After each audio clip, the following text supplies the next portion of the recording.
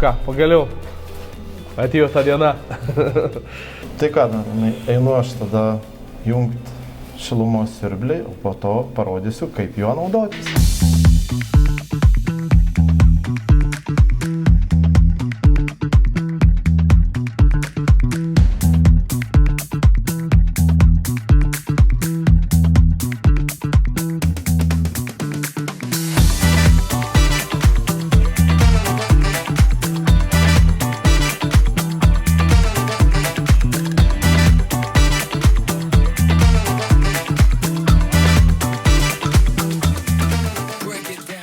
Tai čia turim jūsų namo širdį, tai reiškia šilumos siurblys, kuriame yra integruotas boileris 180 litrų. Ne, nes aš kaip aną, kad atėjau, sakau, boileris koks didelis. Taip, tai čia tiesiog jūsų yra buferinė talpa. Taip. Čia visokie išsiplėtimo indai, recirkuliaciniai siurbliukai. Ir boileris pačiame jame gaunasi. Taip, integruotas. Čia rekuperatorius. O čia mūsų rekuperatorius, kurį valdo irgi šilumos siurblys. Tai va įdomu, kaip visas tas valdymas vyksta. Tai galim tada, kaip sakant, prie žydrųjų ekraną arčiau.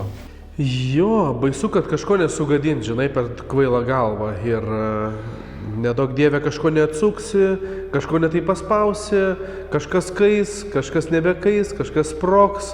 Vis tokios mintis. Kaip pasireguliuoti šildymą arba pasikeisti karštą vandenį arba ten ventiliaciją, tai turim tą Smart Guide. Ant jo tiesiog paspaudę, mums duoda pasirinkti, ką mes norim. Ar šildymą, vandenį keisti, ar ten vėdinimą. Norim pasikeisti šildymą, tai einam ant šildymo. Noriu pakeisti šildymo temperatūrą, einam ant temperatūros.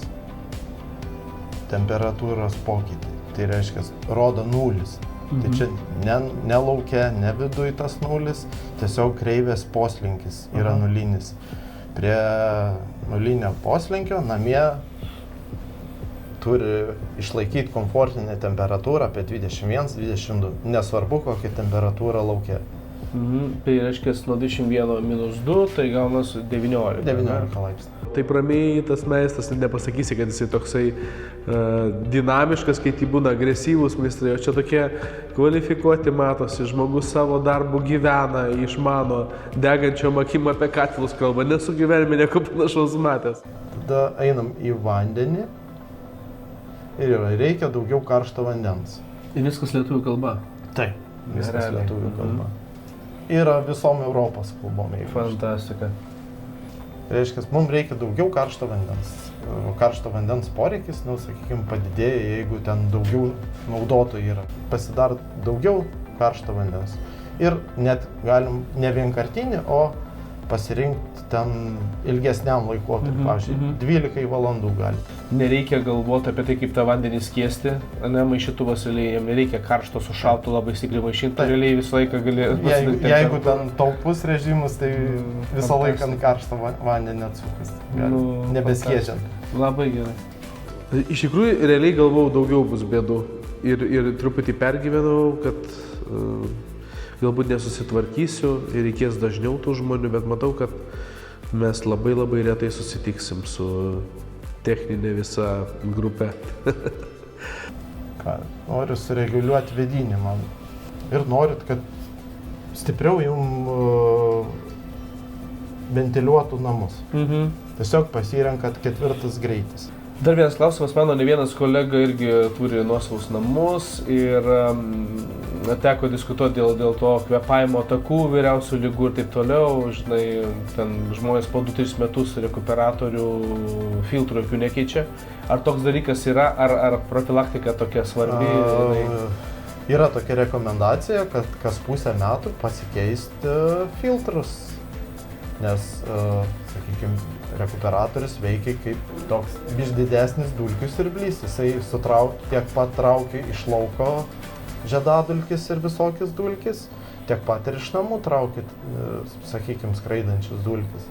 Vat reikėtų pasikeisti. Greičiausiai, kad be filtrio rekuperatorių net greičiausiai išmeščiau turbūt sekančią dieną įmontavęs, jeigu sužinočiau, kad filtrų nėra.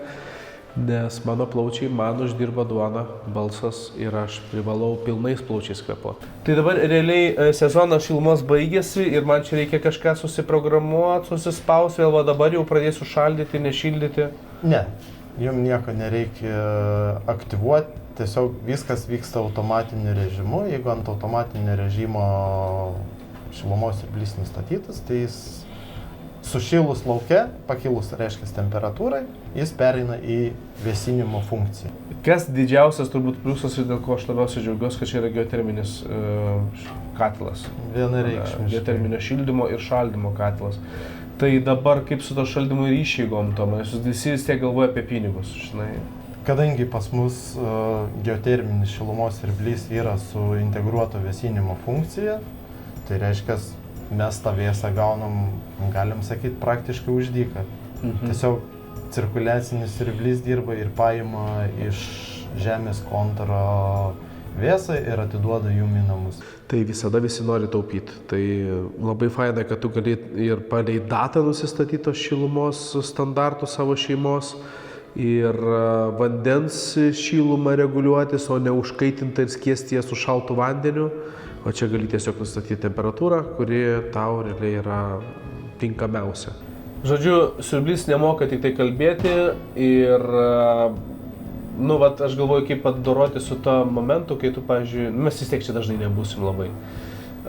Ir daug labai aš turiu tų gastrolių ir tas atostogų kartais reikalingas kažkoks tai režimas, ar egzistuoja toksai? Taip, yra atostogų režimas, užeinam ant jo ir rašo, ką mes norim daryti. Sukurti naują.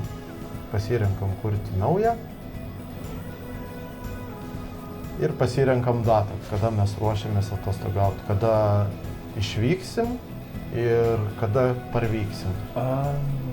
Daug labai keliauju, mano darbas labai dinamiškas, tai norisi, kad ta dinamika ir tavo įrenginiai aplinkos turėtų, kad jie galėtų pulsatyviai su tavim gyventi ir nekeltų didelių rūpesčių. Kaip čia su tom klaidom, žodžiu, jeigu kažkas nutinka, tai kaip reaguoti, ką daryti? Tiesiog pats įrenginys informuoja. Tiesiog dabar mus informuoja, kad įrenginys veikia tinkamai ir, kaip aš sakau, pas visus jisai veikia kaip šviesoforas. Jeigu dega toks oranžinis brūkšnelis, tai jisai siunčia pranešimą. Jeigu klaida, tai jau kaip ir šviesoforas uždega raudonai. Yra pagalbos režimas, tiesiog pasirenkat pagalbos režimus. Įsijungia avarinį režimą, tiesiog sulaukit iš serviso pagalbos. Irgi savėje pajuntu kaip moteris. Aš nežinau, ką ten spaus, aš nežinau, ką daryti, nežinau, kaip čia visą tas veikia ir džiugu, kad jau ir vyrams yra truputį paleist rankas momentas, kur neprivalai visko žinoti arba būt labai išprusęs konkrečiai sričiai ir papildomus mokslus baigti universitetus, kad naudotas savo geoterminiu katilu. Tai visi tie techniniai momentai aiškus, o dabar judam link programinių momentų. Be abejo.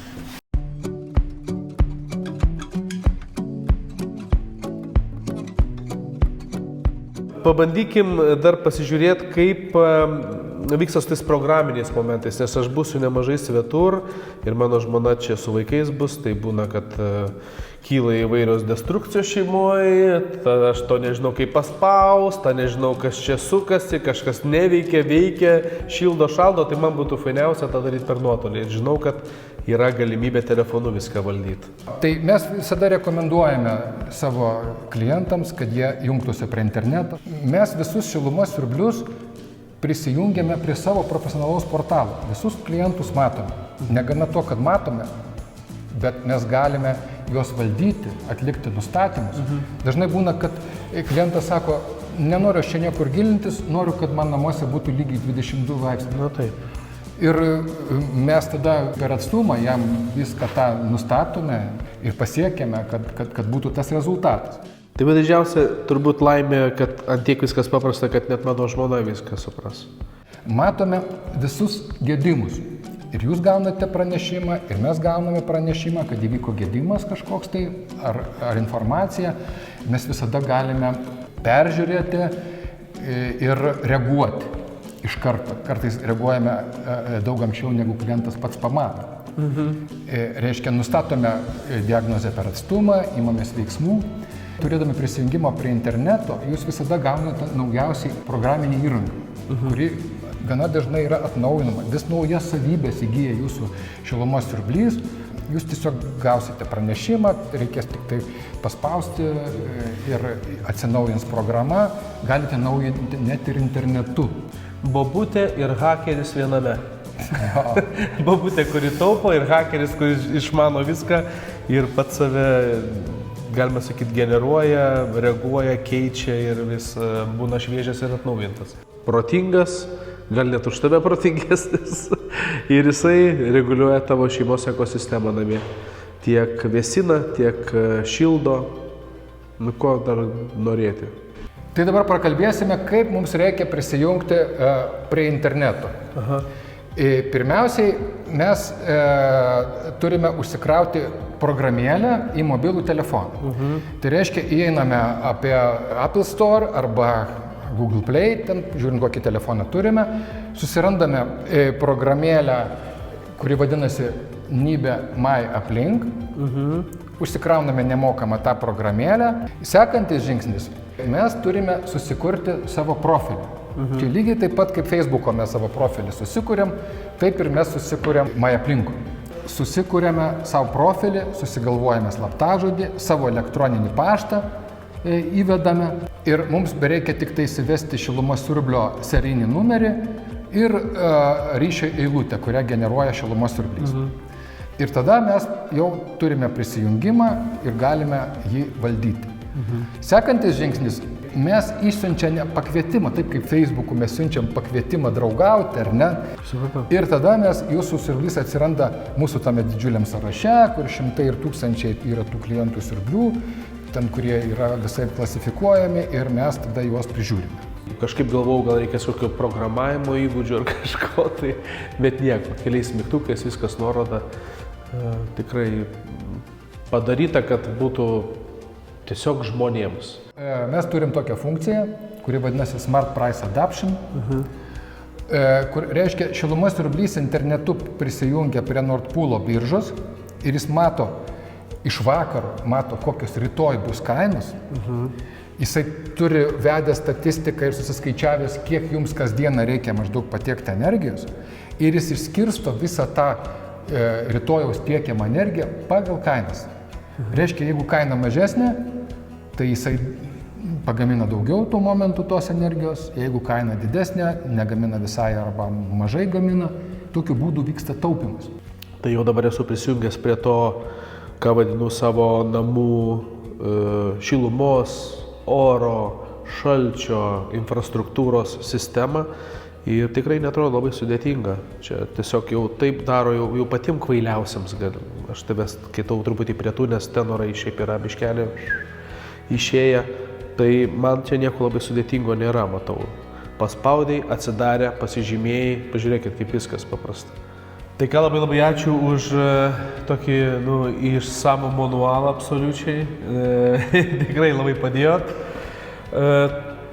Nežinau, tai dabar, jeigu, pavyzdžiui, nutiktų kažkas arba papildomos informacijos, aš jums neskambinsiu, nekelsiu naktį jūsų. Pasakykit, kur galima būtų tą informaciją gauti.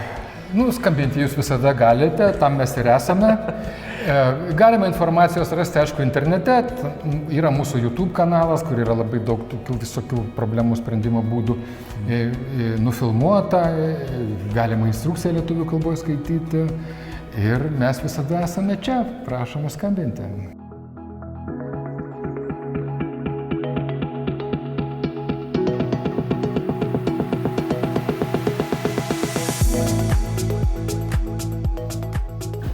Viskas. Gerą naudojimą. Ačiū už profesionalumą. Ačiū labai, kad pavyko jums viską parodyti. Ne visada tai pavyksta. Jo, būna, kad nusiperki kažkokį daiktą, nemoki naudotis, o tada prasideda gedimai. Tai tikrai, tikiuosi nepasimatysim, ne? Ką gero.